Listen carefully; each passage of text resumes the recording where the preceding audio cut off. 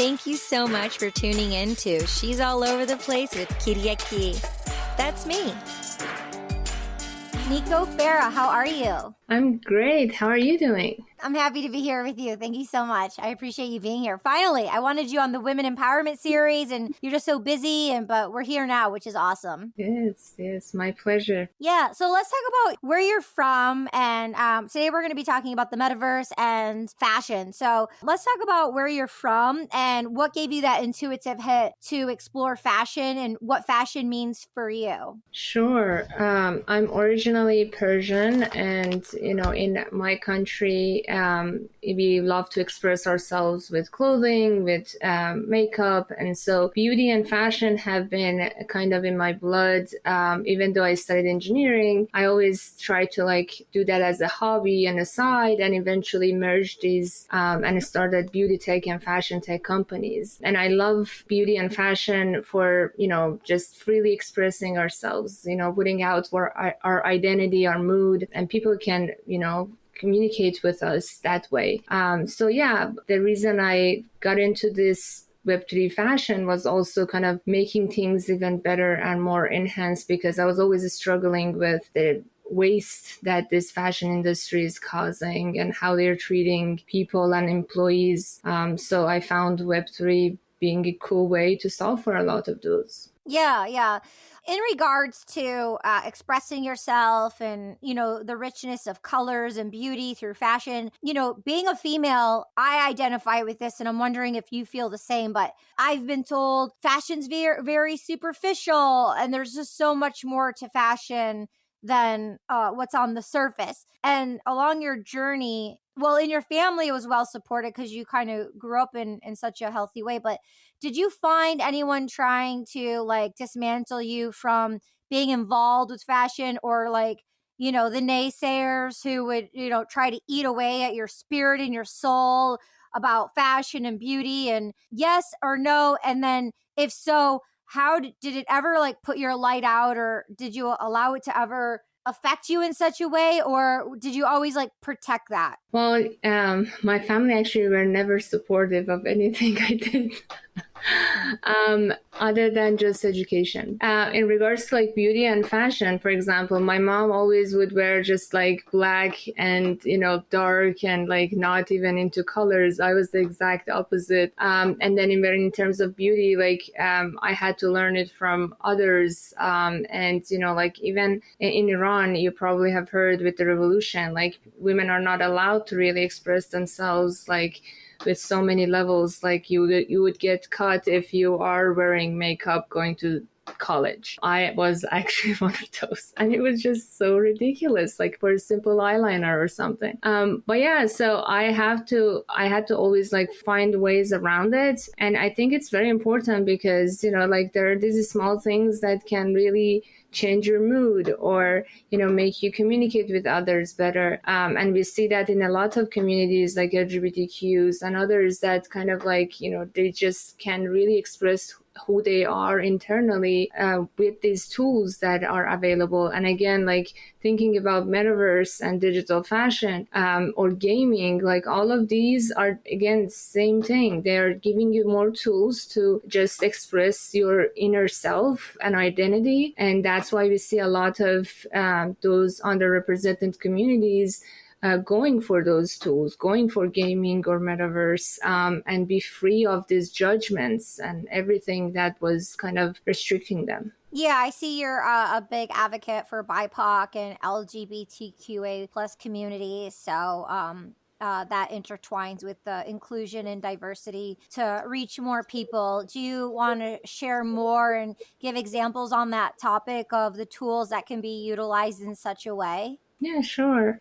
So actually, the first thing I did in the Web3 or metaverse space was creating a whole metaverse platform for underrepresented folks.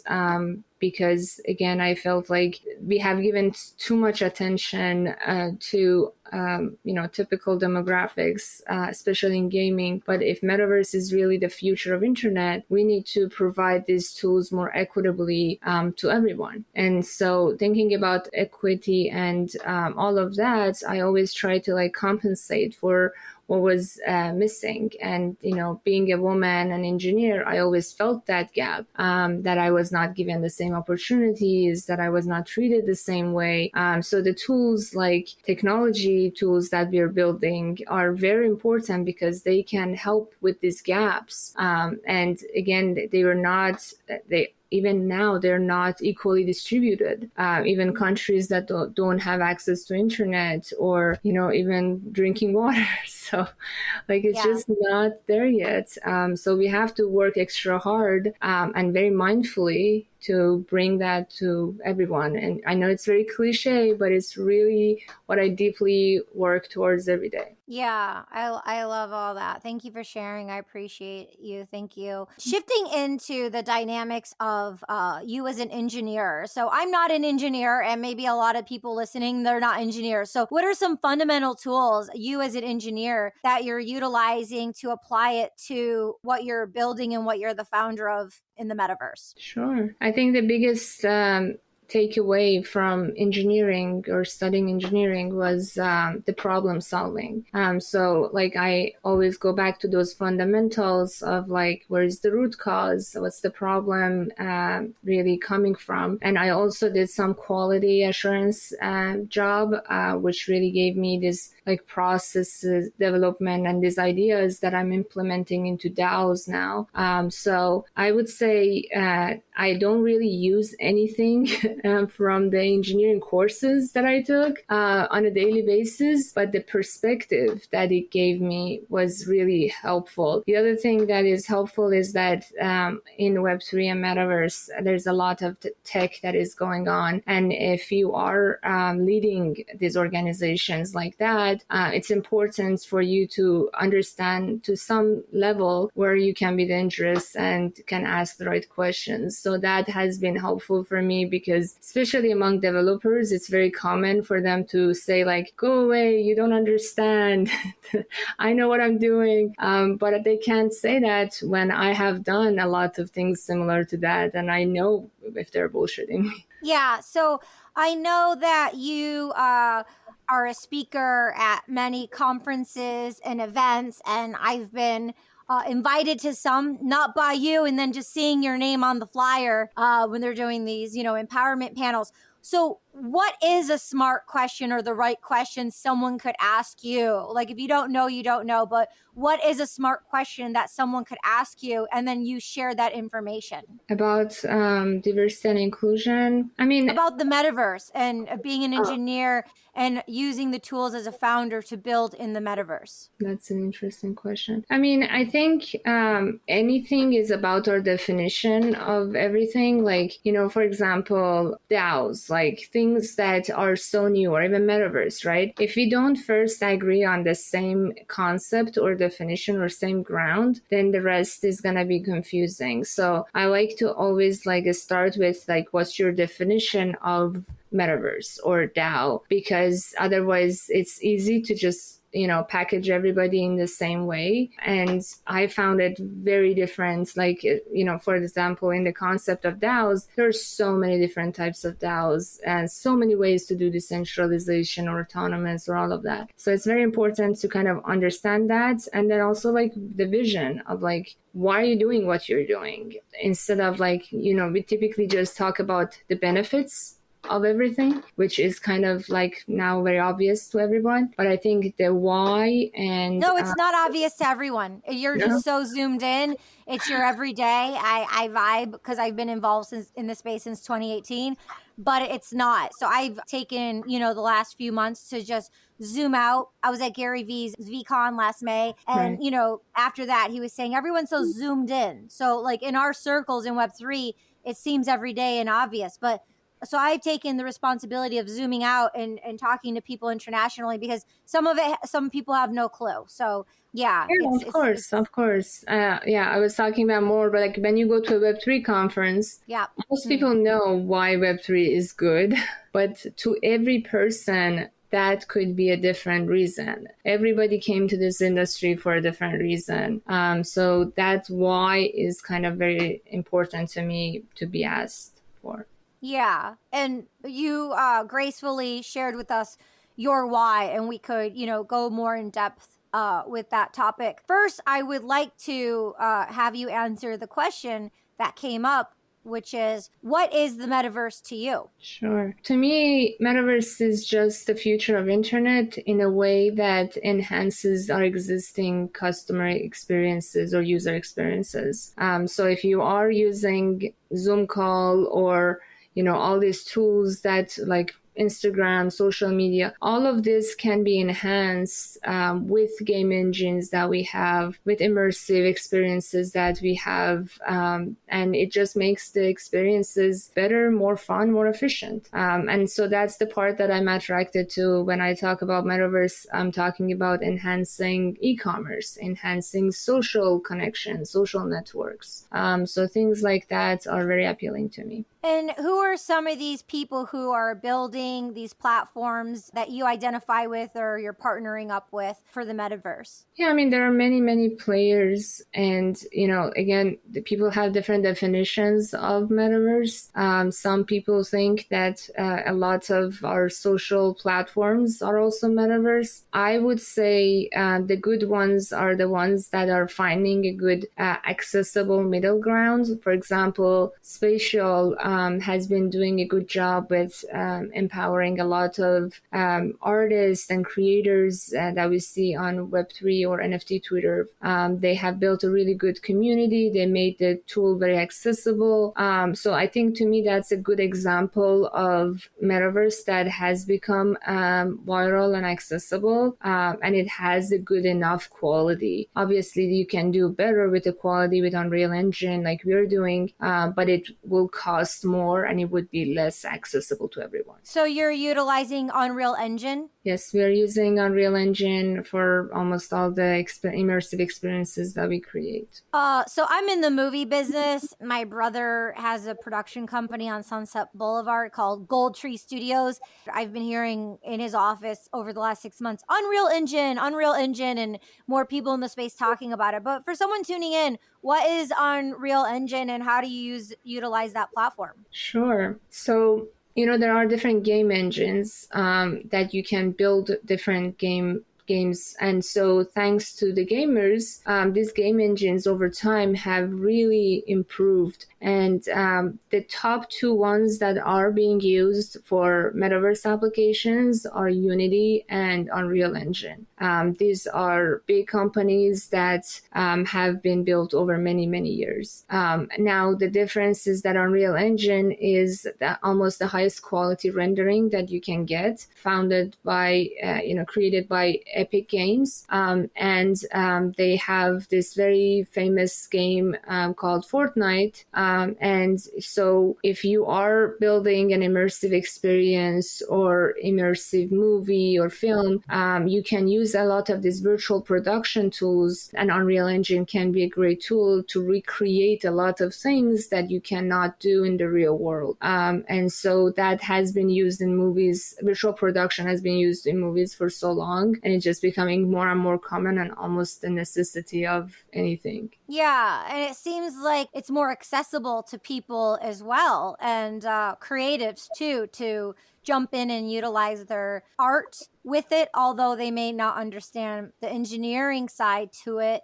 It seems like the Web3 community, it's combining both of these in a beautiful way, which is one of the reasons I'm super excited because, like who would have thought I would be into these kind of things happening in the world with like finances and banks and like me having interest in any of that, but just not from a stock market point of view, but more so with the technologies and what's being built in Web3. Thank you for sharing that. Yeah, because the metaverse can be so many different things to different people. So I'd love to hear your perspective on that as an engineer and like who you are, what you're doing in the space. Thank you. Yes. Yeah. So I want to shapeshift into fashion because you created the Fashion DAO. So tell us more about the Fashion DAO. Like, what's the mission? Sure. Our vision first is to be the world's most equitable organization. We want to build an ecosystem where any creator can be empowered to create value responsibly. And the way we do that is through a public benefit corporation that is also decentralized and autonomous, and that's why we call it a DAO. It empowers creators and brands with ESG activities. ESG stands for environmental and sustainability and governance. We want to make the fashion industry and other industries better using these concepts. So it is all about, our values are about empowerment, accountability, and inclusion. Those are the things that are needed in this world more, so we can all do better. When it comes to actual product, will it only be in the metaverse, or will you have fidgetals as well? And the fidgetal is a physical merch combined with having it as an NFT and a digital item as well. So what do you see the vision for fashion in the near future with the Fashion DAO? Sure. We see ourselves more of a facilitator and a hub, and more of a service type of business. So we provide education around anything around digital fashion, physical fashion, Web3, Metaverse, all of these topics, to just make sure everybody is getting the tools and information they need. We also facilitate a lot of collaboration. So if a brand or retailer wants to get into the space, we can connect them with the right talent and make sure that they do it very responsibly. We also offer promotion to artists. So events like what we're doing for NFT NYC, these type of activities are all about, promoting and supporting artists to be seen, to be given the value and credit. So the other part is about, being some sort of a credible or trustworthy agency where you can, kind of give badges or instructions on how companies and organizations or even brands do better. And to answer your question about products, we will have, marketplace to highlight the work and art and creations of artists, but we want to make it very equitable. So, unlike a lot of agencies or, the record labels, companies where they would take your work and they exchange it for money, we want to make sure that everybody is on the smart contract and given the right amount of credit, and all of those things are in place. And we don't necessarily want to accrue IP. We want creators to carry over their IP. Real quick, do you know of Genies, the digital fashion? I have heard of them. Yes. So I went on a rabbit hole, and Phil Hellmuth, he's a poker player and I guess an investor, because I saw he was only following X amount of people, and one was Genies, and it led me into Genies. And you can check out with a credit card and everything. Not even having a social currency for crypto, a cryptocurrency. You wouldn't even know unless you looked, but it's powered by Flow. It's on the Flow network, and Flow is really big with sports and gamings. And so then I was searching, and they team up with these artists. And then I started following some of the artists on social media, but then they're having games and contests and things, and they're taking the artists, and the artists are actually doing the digital wearables and then people can buy them for a really low cost and then have it in their portfolio or their app. So I did one just for fun, because I came across an artist and to support the artist, but also just to get in there and just to play and try to utilize the tools, just to, because I'm into fashion, and just by doing the research, I just thought, oh, this was an opportunity. Let me try it out. So yeah, so check it out, Genies, if see what's going on there. I have heard great things about them, but I didn't go that deep into it. There are great work are being done, a lot of marketplaces to empower digital fashion designers, and AI fashion is now becoming more and more exciting and powerful. So this space is just really great, really cool. Yeah. AI fashion and what you're creating. So you have the one side where you're looking to work with brands, and then the other side where you're going to be working with artists and then doing promotional tools that way. Let's just say an individual comes to the Fashion DAO because they're interested in fashion. Where do they go? What do they do? What are some first steps? What does that look like? Sure. So we have different tiers. You can become a subscriber, and that's our third tier. And, you get all the benefits of like getting our magazine, discount to our events and services that we offer. If you want to be a collaborator, that's our second tier. So if we have projects with these brands and retailers, you want to like teach somebody something, things like that will fall into the collaborator part. For that, we have a process, kind of interviews that need to be done and kind of scoring system that we have and all of that. And then we have our top tier, which is the core team. They're more like operators of the organization. They're working on this, building on this every day. And that's a structure that I got to get to after a year of experimenting into different structures for DAOs.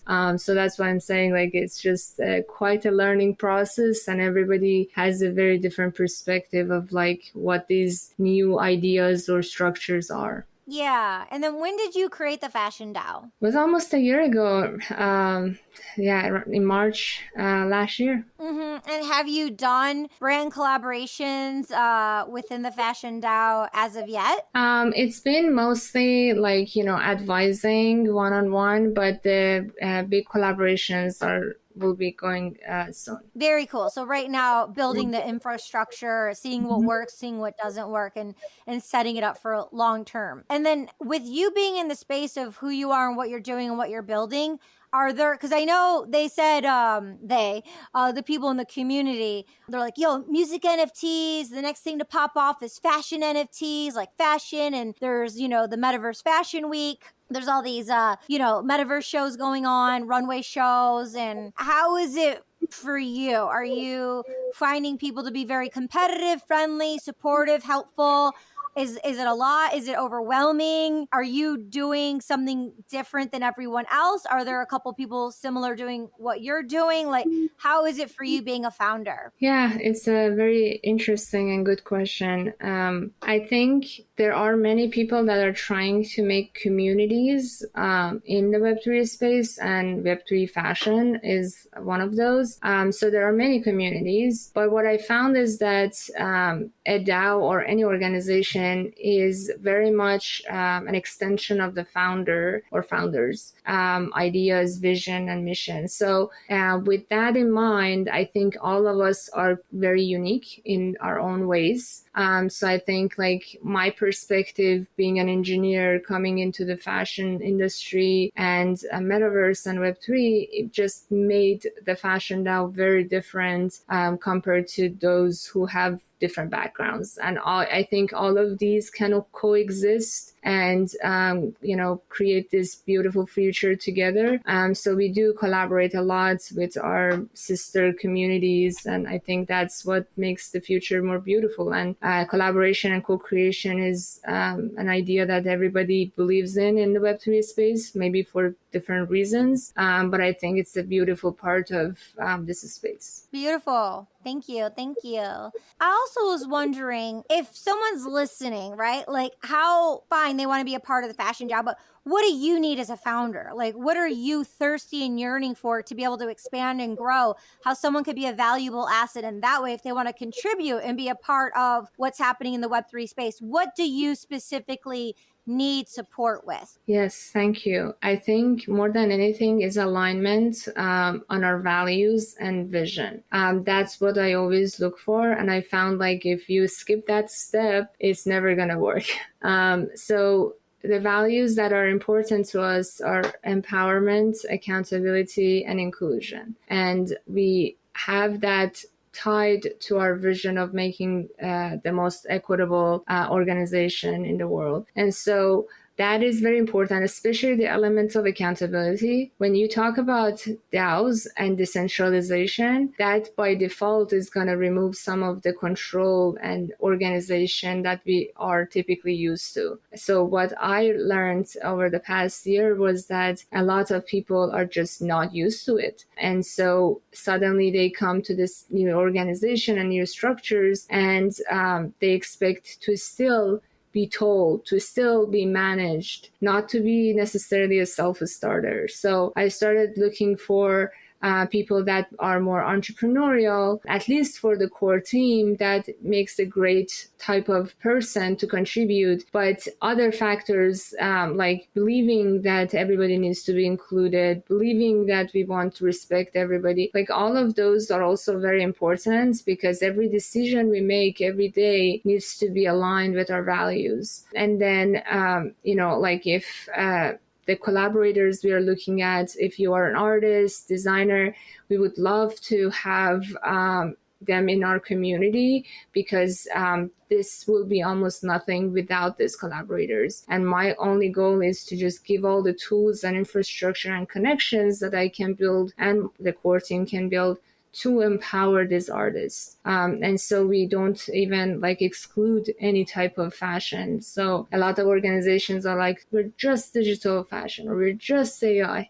We don't do that. Even we have a contest coming up. It's all open to all sorts of art. As long as you meet our values, you're welcome to join us. Cool. Yeah, we definitely love to see more about that contest and share it with people. Definitely repost it and support in that way. That's really, really neat. And I liked how you said, that you're into all sorts of fashion. Cause I have, and that's fine, but I've come across, in Telegram groups and specifically looking for luxury, like who's doing what in luxury, wanting to support a family member of mine, and with fidgetals, and they don't know what a fidgetal is. They're like, no, I want to get rid of it. I'm like, that's fine, but let's create some kind of fidgetal. You know what I mean? And make it very cutting edge and cool, and using the tools of the future, because some of the old ways obviously are broken and not working. And it was really difficult, actually. I found one place in Paris, with these 3 girls who are doing a project. There are founders, but it was there's some people who just do sustainability. There's some people who just do digital.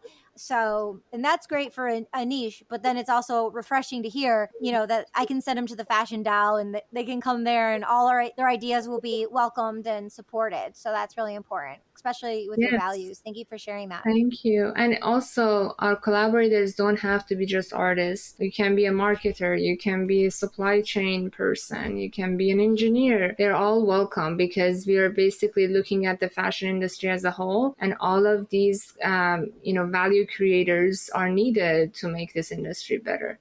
So that's the beauty of this organization. As we move towards the creative economy and people want to be independent and owning their work, their talent, they can come under this umbrella of a DAO and still be credited and be empowered and not be absorbed by those conglomerates in an old way. Mm-hmm, mm-hmm. And what are some old ways that do not work? What are some red flags of old ways that don't work that people may identify with?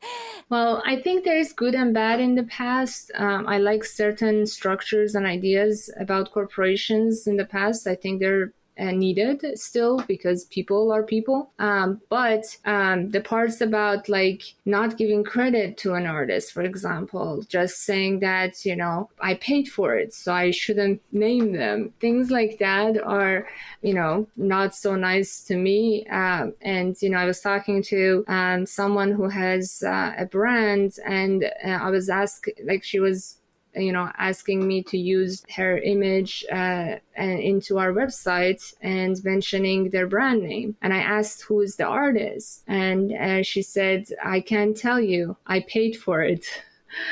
So we don't have to use the artist name. And the same person was the other day complaining how these bigger brands and conglomerates are not giving her credit for her brand and white labeling everything, which is really funny, because people don't see what's happening, this power dynamic. It's okay if it's for them, but it's not okay if somebody else does that. So all of this I think needs to change and shift. People need to be more empowered, especially when they have options. Yeah.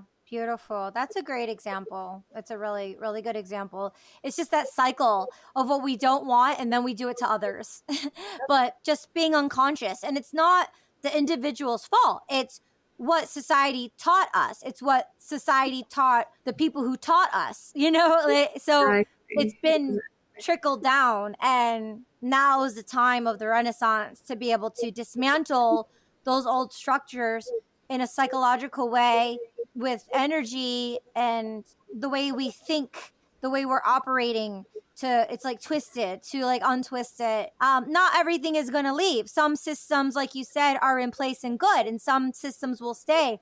Like in the pandemic, businesses and things collapsed because it wasn't sustainable. Like fashion, when fashion first started, fashion was for survival, to keep warm so they wouldn't, they were outside and so they wouldn't die. And so, so just so they could literally live. So it's totally evolved of what fashion means now and where fashion is going and the purposes of how it was. Like now we have homes, so people aren't wearing fashion for the reasons originally of why fashion started. Yes, yes. And I want to quickly add to how I think this could be done, like the shift of perspective. I don't think it's going to happen overnight. I think the educations and empowerment that we were really talking about, that the Fashion DAO wants to do, is about that shift. Like we score people's kind of structures and organizations that they're running business now, and then we give them like a time to improve. We give them the tools, we give them the structure, and then we assess them again. So this type of goal setting and support system and things like that are what's needed to actually transform the industry. Otherwise, I don't think it's going to happen naturally. People just wake up and be empowering. It's like having a built-in therapist to your new structure and program.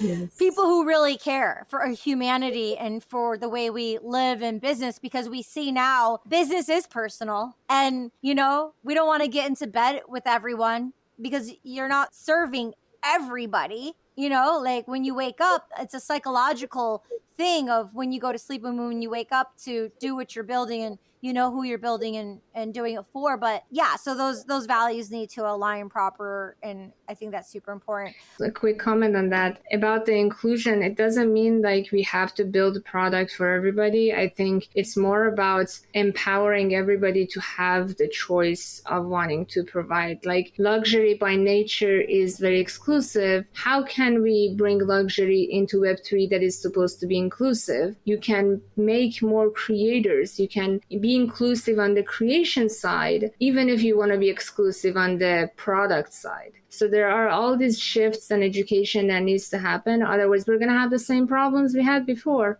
To be continued. You're welcome on the podcast anytime. We'd love to have you in the near future. Any last words of wisdoms of what you want to share with someone tuning in? I would say definitely check out these new ways of doing things when you are looking into Web3 or Metaverse or even fashion. There's so many cool things to try. Like you don't have to necessarily go to class or something. AI fashion is more accessible now. You can just literally learn how to prompt on Midjourney and bring your ideas to life. Or if you want to get into building a metaverse, you can just go to spatial and create something in a matter of minutes or hours. So all of these are becoming more and more accessible. I would just highly encourage people to just give it a try. Join a DAO, build a community, bring your friends and family with you, and check out the Fashion DAO, and we are there to support you. Yeah, very cool. I'll have all the social media links below, but do you want to share one or two social media links of how people can find you? Yeah, sure. I'm everywhere at Nico Fara _ and, the _fashion _DAO. And my other company is chiefmetaverse.co. Great. Thank you so much, Nico. I appreciate you. Thank you. you, Katie. I enjoy always chatting with you, and you're such a powerhouse, inspiring artist, and I'm here to always support you. Thank you. Thank you. Thank you so much. Thank you for tuning in. Make sure you check out the show notes below. If you're into fashion and you learned something, would love it for you to share with one or two people on your social media platforms, a family member, a friend, and definitely explore and check out what's happening with fashion in Web3. Because of you, we are one of the top podcasts out of almost 4 million podcasts. So thank you so much for listening and tuning in. Make sure you're liking, subscribing. There's a link below because we're giving giveaways every single episode. So you could win a giveaway if you want to type in the subject Nico Fashion. I'll know you listened to this episode in particular, and we're doing a lot of giveaways with NFTs and a variety of really fun things in entertainment. Even if you're listening to this 4 years from now, we give multiple giveaways. Good luck, and thank you for tuning in. We'll see you next time. Thank you so much for joining us. We'll see you next time. Kitty at Key, over and out.